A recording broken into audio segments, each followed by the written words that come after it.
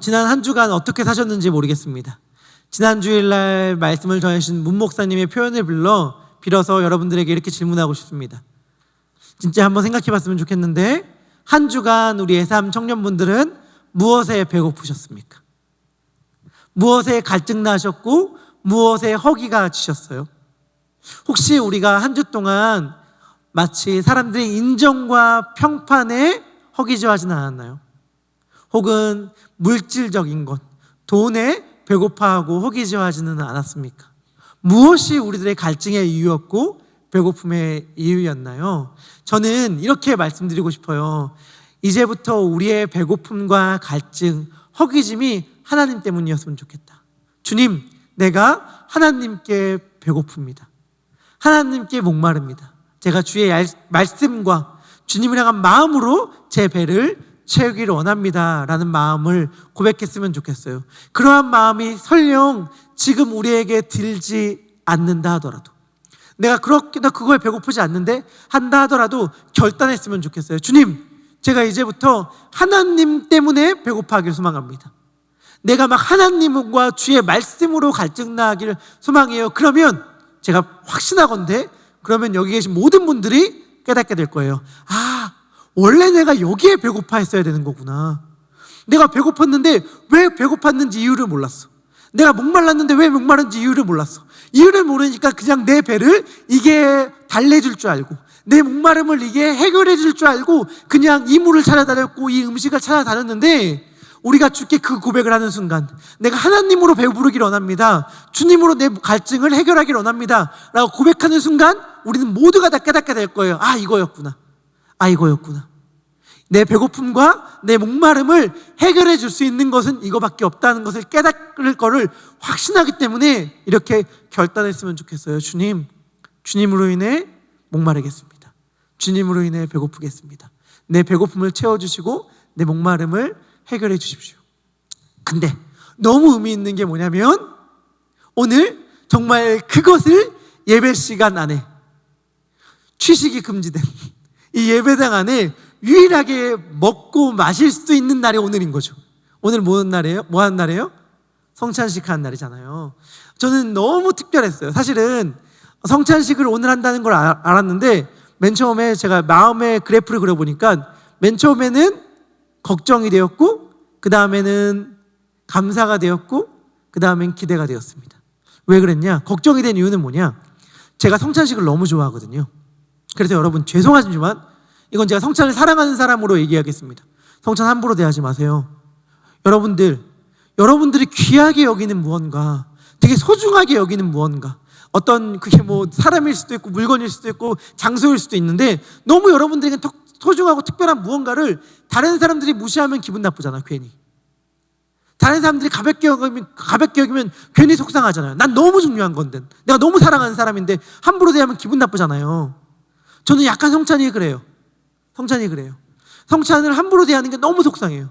그래서 성찬을 정말 소중하게 대해주길 간절히 원하는데, 하여튼간 제가 너무 소중하게 여기는 성찬을 한다는데 왜 걱정이 되었냐면, 제가 성찬을 너무 중요하게 생각하기 때문에 저는 성찬식 할 때마다 성찬식 설교를 하기라 마음을 먹었거든요.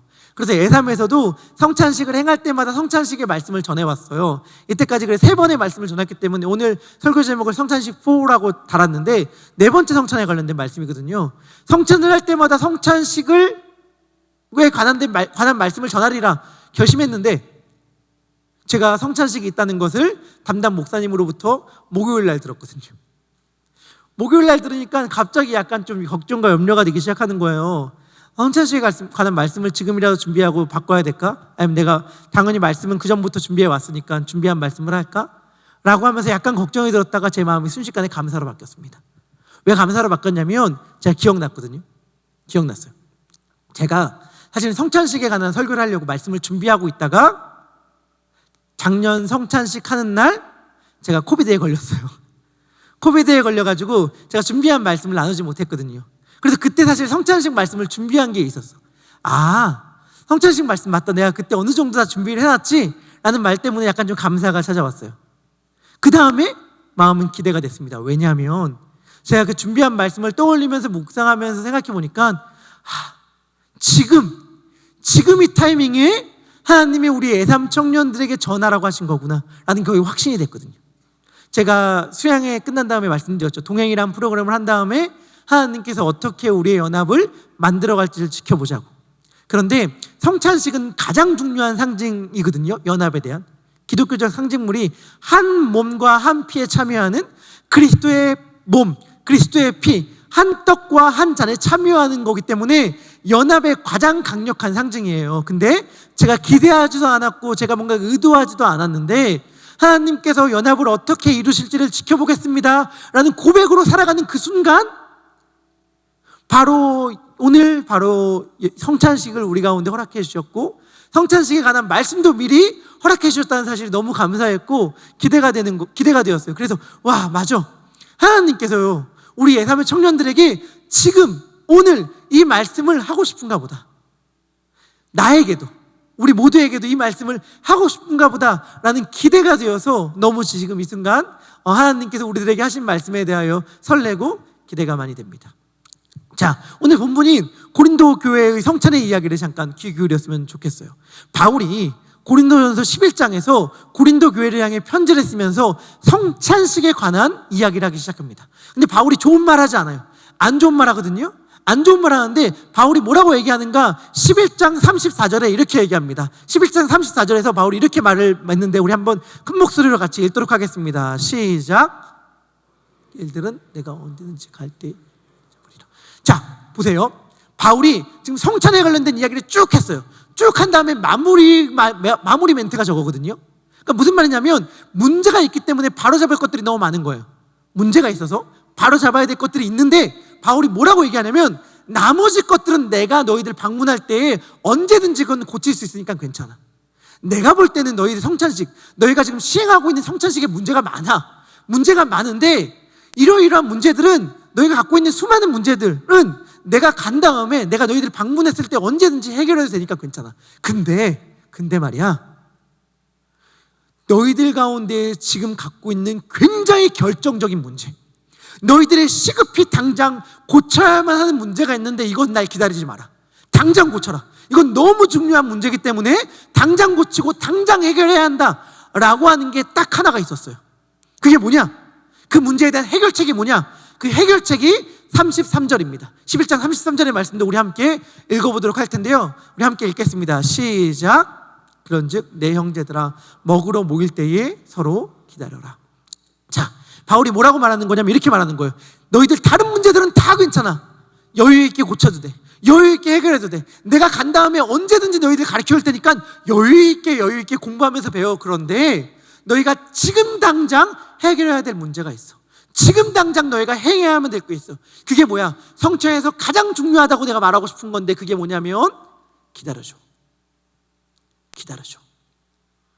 이것만큼은 지금 당장 너희가 해결해야 될 가장 중요한 문제인데 서로 기다려야 돼. 저는 이 말이 너무너무 특별하게 와닿았습니다.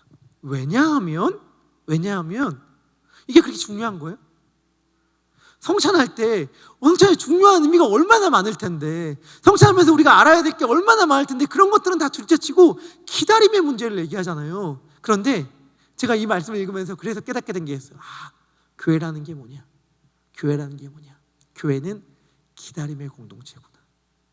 서로 기다려줘야 하는 것이구나 라고 하는 걸 알게 되었습니다. 그리고 우리가 예배를 드릴 때, 성찬을 할 때에 가장 핵심적으로 생각해야 하는 점이 바로 기다림이구나 라는 걸 알게 되었어요. 자, 우리가 어떠한 모임들이 있을 때에 모임의 가장 중요한 요소가 뭐죠? 일단 모이는 거죠. 모여야 뭐라도 할 테니까 일단 모이는 거잖아요. 고린도 교회는 모이는 건 잘 모였던 것 같아요. 오늘 17절부터 34절까지 보면 17절, 18절, 20절, 34절, 33절, 34절 바울이 얘기하는 게 뭐냐면 너희가 잘 모인다 라는 말을 5번이나 반복해요. 너희 되게 잘 모여. 우리 예삼을 제가 생각해 봤어요. 제가 예삼을 처음 담당했을 때는 우리가 모이는 게 중요했어. 온라인 예배에 익숙한 우리들이 현장에 나와 예배드리고 모이는 게 중요하기 때문에 모이십시오, 현장에 나와야 됩니다, 이런 말을 하는 게 중요한 시기가 있었다면 지금은 어느 정도 저는 조심스럽지만 잘 모이는 것 같아요. 어느 정도 이제 같이 많이 잘 모여서 예배도, FFN 예배도, 중보기도도, 그리고 우리 셀 모임도 잘 모이는 것 같아요. 그런데 이제 모임 다음에 얘기가 중요한데, 바울이 11장 17절에서 이렇게 얘기합니다. 너희가 잘 모이는 건 좋아. 잘 모이는 건 좋은데 너가 모이는 게 오히려 유익이 안 되고 해로워. 예전에는 모이면 그게 전부인 줄 알았어요. 모이면 그게 다인 줄 알았어.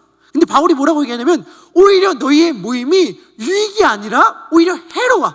차라리 안 모였으면 좋겠어 라는 말을 바울이 하는 거예요. 왜? 어땠길래? 바울이 18절부터 19절에 이런 얘기를 하는데 뭐라고 얘기를 하냐면, 왜 너희의 모임이 안 좋냐면, 너희의 모임을 내가 딱 들으니까 너희가 교회에 모일 때에 너희 가운데에 분쟁이 있다는 얘기를 들었거든. 근데 내가 어느 정도 믿는데, 19절도 한번 제가 살펴볼 텐데 19절 말씀도 한번 띄워주시면, 너희 중에 파당이 있어야 너희 중에 옳다 인정함을 받은 자들이 나타나게 되리라, 이렇게 말합니다. 자, 바울이 이렇게 얘기해요. 내가 너희들의 얘기를 들었어. 너희들에게 어떤 얘기를 들었냐면, 너희들끼리 끼리끼리 싸운다는 얘기를 들었어. 너희들끼리 서로 맞는 사람들끼리만 어울린다는 얘기를 들었어. 이건 너무 안타까운 얘기인데 바울의 마음을 절절히 알 수 있는 표현이 나와요. 바울이 뭐라고 얘기하냐면 이렇게 말해요. 그 얘기를 내가 들었는데 어느 정도 믿거니와. 어느 정도 믿거니와. 이 표현이 뭔지, 어떤 느낌인지 아세요, 여러분? 바울이 마치 이렇게 말하는 것 같아. 뭐냐면, 교회는 그러면 안 돼. 교회는 그렇게 끼리끼리 어울리면 안 돼. 교회는 그렇게 이렇게 파당을 만들어서 누구 파다 하면 싸우면 안 돼. 교회는 그게 불가능한 공동체인데 어떻게 그게 가능할 수가 있겠는가? 라는 거 하나. 두 번째, 근데 이 사실을 전해준 사람이 너무 신실하고 전해주는 이야기가 너무 현실적이야. 그러니까 너무 믿기 싫은데 믿을 수밖에 없어. 교회가 갈라진다는 건 상상할 수가 없는 얘기인데 현실이라고 받아들일 수밖에 없어. 그러니까 바울이 뭐라고 얘기하냐면, 어느 정도 내가 믿을 수밖에 없구나 라고 말하는 그 마음이 있는 거예요. 그러면서 바울이 얘기합니다. 너희 중에 파당이 있어야, 갈등이 있어야, 싸움이 있어야 너희 중에 옳다고 인정하는 사람들이 나타나게 될 것이다. 이 말은 바울이 비꼬는 거예요. 약간 냉소적으로. 여러분, 우리가 왜 싸우죠? 우리가 왜 갈등을 하죠? 우리가 왜 다툼을 짓죠? 우리가 왜 갈라지죠? 물론 성격과 성향의 차이도 있지만 밑바탕에 뭐가 있냐면, 나의 옳음을 증명하고 싶은 욕구가 있는 거예요. 싸워야, 갈등이 펼쳐졌을 때 내가 무조건 치면 내가 옳다는 게 드러나지가 않잖아요. 내가 옳다는 걸 증명하고 이야기하고 주장해야, 소위 싸워야 내가 옳다는 게 드러나잖아요. 그래서 고린도 교회엔 그런 모습들이 있었어요. 우리들의 모습 가운데는 어떤지 모르겠지만, 근데 사실 우리들의 이야기죠. 우리들의 이야기죠. 싸움을 하고 내가 옳다는 걸 증명하고. 근데 제가 이야기합니다. 옳다는 걸 증명해서 뭐 하겠어요? 내가 옳다는 걸 막 증명하고 이겨서 뭐 하겠어요, 여러분? 제가 부끄러운 얘기인데요, 아마 여기 예상 가운데서는 신혼 부부들도 있으니까 아마 공감할 텐데, 부부싸움이 딱 그래요. 어떤 이슈가 있었을 때 딱 아내랑 갈등이 있잖아요. 이기면 뭐 하겠어요? 제가 이기면, 승리하면 뭐 합니까? 와, 이겼다. 이거 뭐예요? 그래서 아내가 자주 얘기해요. 그렇게 이기고 싶냐? 그렇게 이기고 싶냐? 맞아, 근데 그렇게 이기고 싶어요. 솔직한 얘기로 어제, 부끄러운 얘기지만 어제 아내랑 또 약간 좀 이렇게 다툼 아닌 다툼, 그러니까 기억의 충돌이 있었어요. 기억의 충돌. 아내는 이렇게 말하고 나는 그게 아닌 것 같아, 난 이렇게 얘기하는데 서로 주장하는 바가 다른 거예요. 근데 서로 주장하는 바가 다른데 목소리가 더 크시니까 제가 뭐 어떻게 했겠어요? 항복을 소위 앞에서는 약간 인정했지만 뒤로 가서 부끄럽다, 카톡을 찾아봤죠. 카톡을 찾아봤는데, 할렐루야, 누가 맞았겠습니까? 누가 옳았겠습니까? 내가 옳았죠. 제가 옳아가지고 그걸 딱 캡처를 해서 이제 아내에게 쏘리라 딱 말려고 하는 순간, 안 돼, 다시 나오잖아요. 하나님이 다행히도 저의 어리석음을 막으셨습니다. 그래서 제가 딱 하려고 하는 순간 이렇게 어떤 생각이 들었겠어요? 분해서 뭐 할 거야, 이거? 분해서 뭐 할 거야? 분해서 뭐 할 거예요, 여러분? 그래서 아내가 틀렸고 내가 옳았다고 주장해서 뭐 할 거야? 내가 뭐 떡이라도 나오나? 안 나오잖아요. 그러니까 근데 우리 되게 어리석은 것 알고 있죠? 근데도 우리는 어떻게든 이기려고 그래. 내가 맞다는 걸 어떻게든 증명하고 싶어. 내가 맞다는 게 증명되면 뭐예요? 내가 옳다는 걸 증명하는 과정 가운데에 수많은 사람들이 상처 입고 수많은 사람들이 아프고 다 죽었는데, 그래 결국엔 남은 건 내가 옳았다라는 것밖에 남지 않는데 그게 무슨 의미가 있겠어요? 예수님이 그러셨어요. 예수님은 어떻게 하셨죠? 내가 맞아, 내가 옳아. 야, 너희들 주장하는 거 봐, 너희들 이야기하는 거 봐, 다 틀렸잖아. 야, 성경 말씀 봐봐, 내가 맞거든 하면서 자신의 옳음을, 자신의 맞음을 목소리쳐 외쳐서 싸우는 방식으로 자신의 옳다는 걸 증명하지 않으셨어요. 예수님은 어떻게 하셨어요? 죽으셨죠. 피 흘리고 자기의 몸을 찢으심으로 죽으셨죠. 죽으심으로 예수님은 자신의 옳음을 오히려 드러내는 방식의 길을 걸어갔고, 오늘 성만찬 기념하는 성만찬이 정확히 딱 예수님의 죽음이 어떠한 방식인지를 우리들에게 알려주는 거잖아요. 예수님 맞아요, 예수님이 옳아요, 예수님이 정답이에요. 근데 그걸 어떻게 알아요? 예수님이 죽으셔서 그 길을 우리들에게 보여주셨기 때문에 아는 것인데, 우리는 정말 어리석게도 그 예수님의 길이 아니라 고린도 교회의 길을 걸어갈 때가 많이 있죠. 당시에 고린도 교회에서 어떠한 방식으로 분쟁이 일어났는지를 잠깐 살펴보기를 원합니다. 저도 보았고, 제가 알기로 많은 예삼의 청년들도 봤고, 이제 시즌2가 곧 나오길 기다리고 있는 한 드라마가 있습니다. 제가 그 드라마에서 되게 인상 깊은 대사가 기억나는 게 있더라고요. 말씀을 준비하는데 어떤 대사가 있었냐면 이런 대사가 있었어요. 제 마음에 좀 남는 대사였는데, 너 세상에서 가장 계급이 분명한 곳이 어딘 줄 알아? 비행기 아니야. 퍼스트와 비즈니스와 이코노미가 나눠져 있고, 그걸 나누는 건 커튼 하나인데 아무도 그걸 넘지를 못한다고. 그 말을 생각해 봤어요. 왜 그 말이 떠올랐냐면, 예수님 당시에도 동일한 무언가가 있었거든요. 비슷한. 오늘날 비행기가 딱 그렇잖아요. 비행기가 딱 나눠져 있고, 그 나눠지는 장소마다 제공되어지는 음식도 다르고 좌석이 크기로 다르잖아요. 근데 예수님 당시에도 정확히 그런 게 있었으니, 그게 뭐냐면 밥 먹는 것. 오늘도 우리가 겸상한다, 겸상하지 않는다, 이런 이야기들이 있는데, 예수님 당시에 식탁이 딱 그랬어요. 예수님 당시 식탁은 딱 함께 식사할 수 있는 그룹, 없는 그룹 딱딱 나눠져 있었단 말이에요. 그래서 예수님이 죄인과 세리들과 같이 식사했던 게 그렇게 충격적이었던 거예요. 그런데 예수님 당시의 식사 문화에 관해서 잘 알 수 있는 자료들이 있습니다. 옛날엔 이렇게 공동식사, 함께 공동체 모임, 교회 모임을 할 때 이런 공공장소에서 모인 게 아니라 개인의 집에서 모였거든요. 근데 고린도라는 지역이 로마의 식민지였기 때문에 로마 사회와 크게 다르지 않았을 겁니다. 한번 그림으로 로마의 저택을 보여주면 좋을 것 같은데요. 로마의 저택 구조예요. 자세히 살펴보긴 힘들 수 있지만, 저기 보면은 트리니클리니움이라고 해서 디귿자 모양의 식탁 같은 곳이 있는 방 같은 게 있습니다. 저게 좀 사회적으로 계층이 높은 곳이 모여서 식사하는 장소였어요. 저기서 대략 9명에서 10명 정도의 인원이 옆에 비스듬히 누워서 과일 따먹고 음식 먹고 했던 곳이 저곳이었어요. 그리고 그 앞에 아트리움이라는 곳이 있는데, 저기는 앞뜰 같은 곳인데 약 30명에서 40명의 사람들이 서서 음식을 먹을 수 있었다고 해요. 저렇게 음식을 먹는 장소가 명확히 나눠져 있었고, 이 당시의 역사가였던 플린이라는 사람이 있는데, 플린이라는 사람이 당시에 자기가 귀족의 집에 초대해서 식사했을 때 일화를 기록한 게 있거든요. 한번 그 기록을 잠깐 보면은 당시의 문화를 읽을 수 있을 겁니다. 제가 한번 읽어보도록 할게요. 제가 읽겠습니다. 최고의 음식들은 그러니까 주인이죠, 자신과 선택된 몇 사람들 앞에 마련되었고, 싸구려 음식들은 나머지 사람들에게 주어졌다. 포도주까지도 세 종류로 구분되어 각기 다른 용기에 나누어 있었다. 물론 손님들에게 선택의 기회를 주기 위한 것은 아니었다. 그것은 오히려 주는 대로 받아먹게 하기 위한 것이었다. 첫째 종류는 우리 자신과 우리들을 위한 것이었다. 둘째는 덜 가까운 친구들을 위한 것이었다. 그의 친구들은 모두 등급이 매겨져 있었다. 나머지는 그와 우리들의 해방노예를 위한 것이었다. 사람들 사이에 등급이 나눠져 있던 것이 당시의 식사 문화였는데, 너무 끔찍한 것은 무엇이냐면 교회 안에서조차도 이 등급이 그대로 작동되고 있던 것이고, 바울은 그러한 상황 가운데서는 주님의 만찬을 결코 할 수 없다라고 이야기합니다.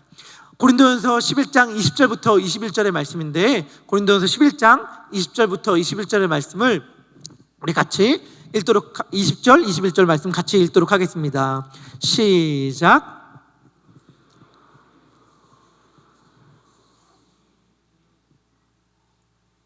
(21절도입니다)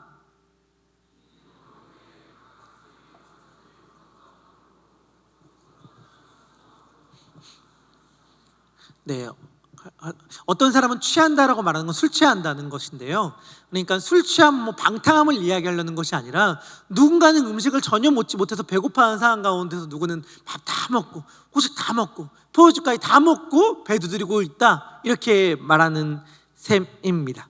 그러니까 사실은 우리가 먼저 음식을 먹었던 사람이 누구고 나중에 와서 음식을 못 먹었다는 사람이 누군지를 추측하기는 하나도 어렵지 않죠. 생활에 여유가 있는 사람, 일할 필요가 없는 사람들은 일찍부터 와서 만찬을 참여할 수 있었습니다. 그런데 하급 노동자 계급들, 노예 계급들은 주님을 섬기기 위해 예배 장소에 와야 했지만 하는 일들이 있었기 때문에 정말 고달픈 노동을 다 마치고 헐레벌떡 배고픈 배를 움켜쥐고 식사의 장소에 왔던, 주의 만찬의 장소에 왔던 사람들이에요. 그런데 그 사람들이 왔는데 이미 만찬은 다 끝났어. 이미 성찬식은 다 끝났어. 이미 배고파해. 그러니까 바울이 이러한 현실들을 보면서 너무너무 화가 나는 거예요. 그래서 바울이 했던 말이 뭐냐면, 기다려, 좀 기다려, 이렇게 말하는 겁니다. 근데 저는 이 기다려라는 말이 마음에 확 꽂혔어요. 왜? 제가 아까 얘기했잖아요. 교회 공동체는 뭐라고? 기다리는 공동체라고요. 그렇죠? 왜요? 세상의 모임은 그럼 어떤데요? 세상에선 이런 일이 펼쳐질 때 뭐라고 얘기하는가? 세상에선 이렇게 얘기해요. 일찍 와, 늦지 마, 시간 약속 지켜. 누구는 시간이 남아서 일찍 온 줄 알아? 부지런하게 살아야지. 너 안 바쁘냐? 나도 바쁘다 라고 말하는 게 세상의 모임이에요. 그리고 무섭게도 우리가 갖고 있는 생각이기도 하죠. 우리가 갖고 있는 생각이기도 해요. 우리는 어느 순간 손해보는 걸 너무 싫어하고 나만 희생하는 걸 너무 싫어하는 사회가 있기 때문에 요즘 사람들의 대표적인 특징, 기다릴 줄 모르는 것, 더 이상 기다리지 않는 것. 근데 말했죠, 교회는 기다리는 공동체라고. 저는 교회가 기다리는 공동체라는 사실이 너무너무 좋아요. 왜냐면 제가 걸음이 느린 사람이기도 하지만 이게 예수님의 마음을 알 수 있는 것이기 때문에 그런 것 같습니다. 자, 제가 어느 책에서 봤는데 너무 마음에 남아서 계속해서 곱씹고 있어요. 그게 뭐냐면, 두 사람이 있습니다. 한 사람은 시속 5마일을 갈 수 있어요. 다른 한 사람은 시속 2마일로 걸어갈 수 있어요. 시속 5마일로 가는 사람과 시속 2마일로 가는 사람이 함께 갈 수 있는 길은 하나밖에 없습니다. 함께 걸어갈 수 있는 길은 하나밖에 없어요. 그게 뭐죠? 시속 2마일로 가는 거. 그 외엔 답이 없어요. 함께 가려고 하면, 따로 가려고 하고 먼저 가려고 하면 시속 5마일로 가는 사람이 씩 먼저 가도 돼. 하지만 함께 가려고 하면 5마일로 갈 수 있는 사람이 시속 2마일로 가는 거 외에는 답이 없단 말이에요. 저는 이게 우리들에게 너무 큰 교훈을 준다고 생각해요. 우리 가운데 더 빨리 갈 수 있는 사람이 있어. 더 멋지게 날아갈 수 있는 사람이 있어요. 그런데 함께 가려고 하면, 명심하세요, 함께 가려고 하면 느린 사람들에게 발을 맞춰줄 수밖에 없어요. 그러면 어때요? 답답하지. 속이 터지죠. 진짜 내가 정말, 이런 생각들 막 계속 궁시렁궁시렁 거리게 되죠. 그런데 신기한 게 뭔지 알아요? 시속 5마일로 가던 사람이 시속 2마일로 가면 답답하고 느리지만 어느 순간부터 5마일로 빨리 걸어갈 때는 보이지 않았던 게 보이기 시작해. 그리고 5마일로 갈 때는 경험할 수 없는 것들을 경험할 수 있기 시작해요. 그게 너무 많고 유익됨이 너무 많지만 저는 그 중에 가장 큰 유익이 뭐냐 한다면 이렇게 말하고 싶어요. 예수님의 마음을 깨닫게 되는 것. 우리가 시속 5마일로 갈 때는 몰라. 내가 잘난 줄 알아. 내가 빠른 걸음을 걸어갈 수 있다고 생각해. 내가 남들보다 더 운동 많이 하고 남들보다 더 성실하게 해서 빨리 걸어갈 수 있다고 생각해요. 그런데 시속 2마일로 가는 사람에게 발을 맞춰주는 순간 뭐를 깨닫게 되냐면, 아, 내가 빨리 가는 게 아니었구나. 내가 빨리 걸어갈 수 있는 게 아니었구나. 나는 느림보 중에 느림보였는데 예수님이 나의 발걸음을 맞춰주면서 함께 걸어가고 있던 거구나 라는 것들을 우리가 시속 발걸음이 느린 사람과 함께 걸어갈 때에 깨닫게 됩니다. 우리가 갖고 있는 것 중에 남들보다 나은 것이 있죠. 그게 외모일 수도 있고 키일 수도 있고 운동 능력일 수도 있고 건강일 수도 있어요. 지식일 수도 있고 어떤 지위일 수도 있고 학교일 수도 있고 경제일 수도 있고 되게 다양하게 우리가 남들보다 더 나은 것들을 가질 수 있어요. 그것은 단순히 우리가 갖고 있는 삶의 외향적인 조건만은 아닙니다. 믿음일 수도 있고요, 착한 성품일 수도 있고 여유 있고 넉넉한 마음일 수도 있어요. 그런데 우리가 남들보다 더 위에 있다고 생각하는 그것이 환경적인 것이든 유전적인 것이든 나의 노력의 결과이든 상관없이 우리가 반드시 명심해야 하는 것은 무엇이냐면 그 모든 것들은 다 선물로 주어졌다는 사실입니다. 그 모든 것들은 다 하나님께서 우리들에게 선물로 주어졌어요. 내가 노력했다고요? 내가 남들보다 더 열심히 일했다고요? 남들보다 더 열심히 일할 수 있는 환경, 건강, 조건, 성품, 이 모든 것들은 다 하나님이 주신 것이에요. 그렇다면 우리 이렇게 생각할 수 있어야 돼요.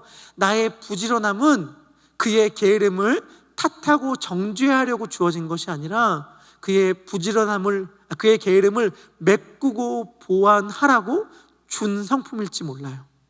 나의 경제적인 여유는 나보다 어려운 자를 도와주라고 준 하나님의 선물이라고요.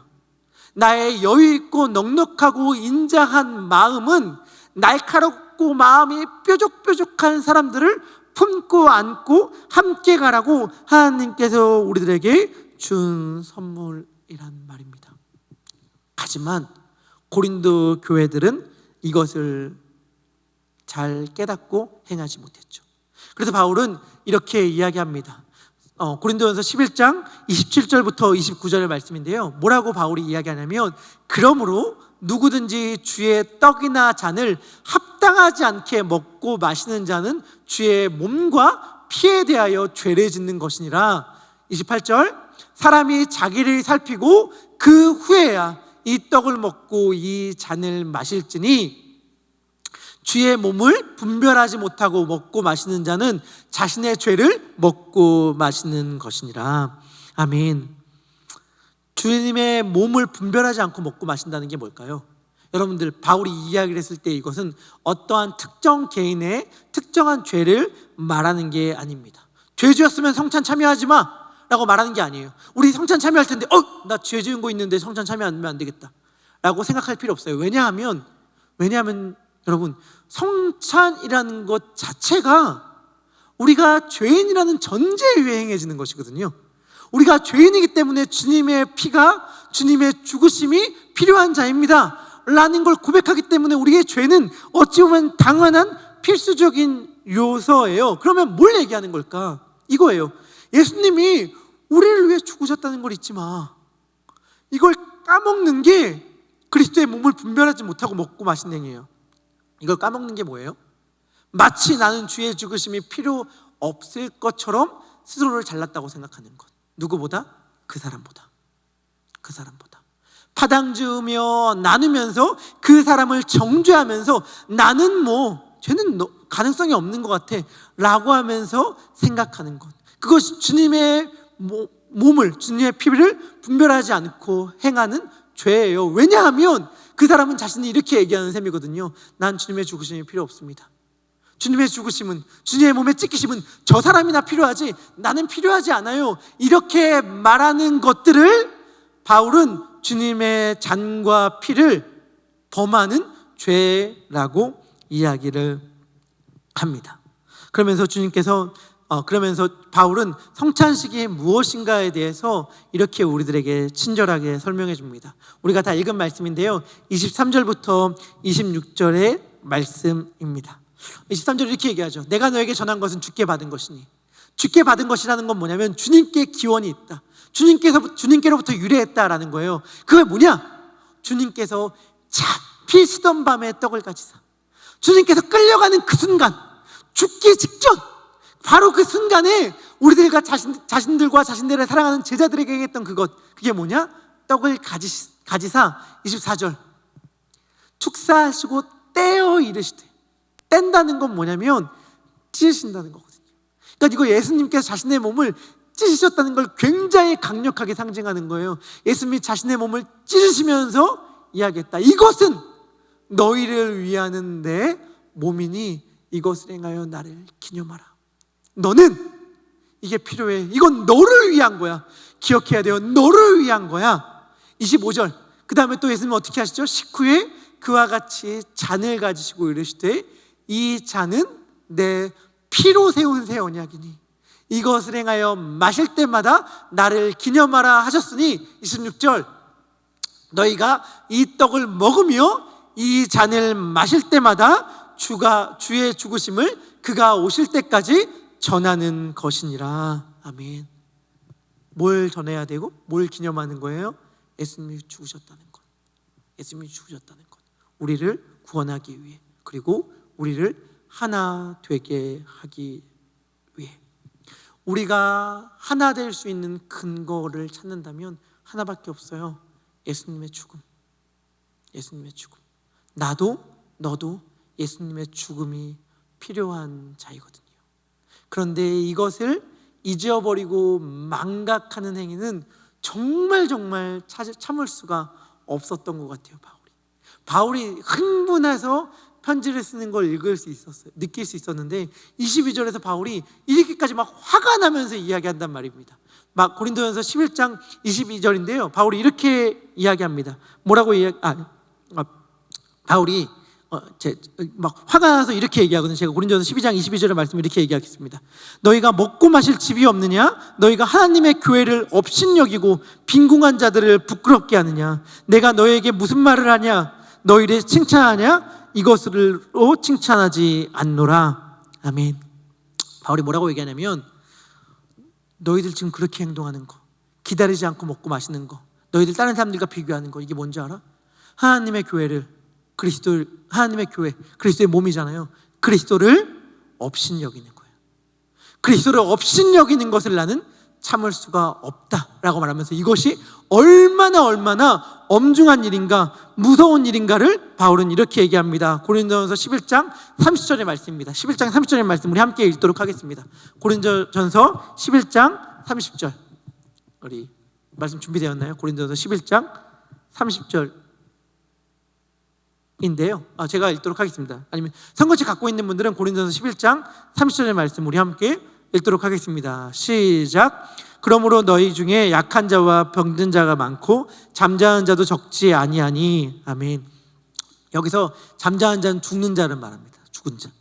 성찬이 얼마나 무서운지 중요한지, 성찬을 잘못 행하니까 너희 중에 병 걸린 자가 있고 연약한 자가 있고 심지어 죽는 자도 적지 않다. 몇몇 죽었다가 아니라 적지 않다라고 말할 정도로 바울은 이거에 대해 엄중하게 이야기하는데 저는 이게 가슴이 와닿았어요. 왜냐하면 여러분, 이건 되게 실제적인 얘기잖아요. 실제적인 얘기잖아요. 솔직한 게 제가 더 말하고 싶은 게 많지만 우리 다 알잖아요. 뭐예요? 우리 안에 서로 나누잖아요. 서로 끼리끼리 나누고 평가하고 판단하고 정죄하고 갈등하고 싸우잖아요. 공동체가 실제로 아파요. 우리가 실제로 아프다고요.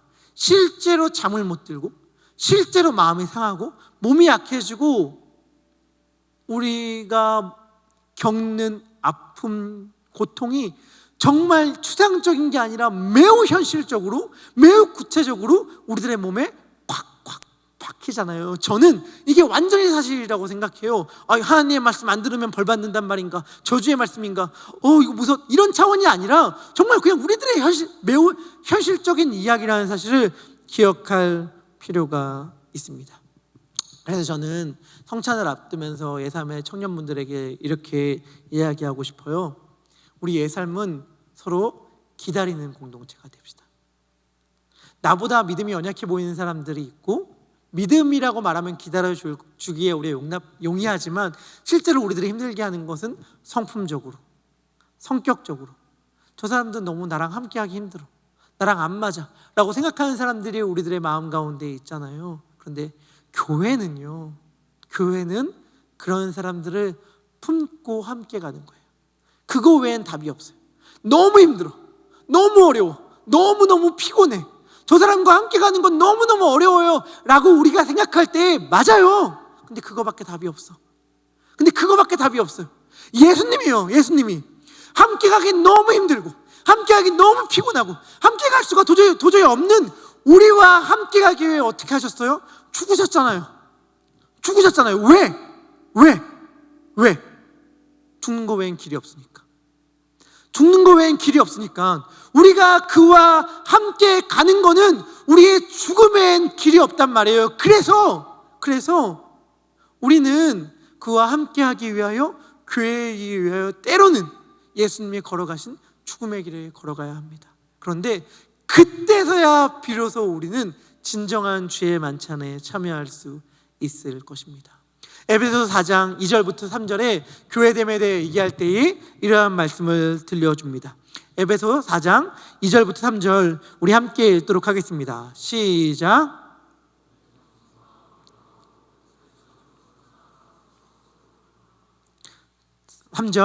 평안에 매는 줄로 성령이 하나 되게 하신 것을 힘써 지키라. 아멘. 이게 교회예요. 제가 이 말씀을 대할 때마다 기회가 되면 강조하는 게 있는데, 그게 뭐냐면 교회는 이미 그리스도께서 하나 되게 하신 공동체라는 사실입니다. 그래서 우리가 할 것은 무엇이냐면 평안에 매는 줄로 성령이 하나 되게 하신 것을 힘써 지키는 것이고, 가장 중요한 건 뭐냐면 오래 참음이에요. 서로 용납함입니다. 서로 용납하고 오래 참고 기다려 줄 수 있을 때에 저는 우리 예삼 공동체 안에 하나님의 나라가 임할 줄 믿습니다. 우리 그러한 마음을 가지고 함께 성찬 예식에 참여했으면 좋겠습니다.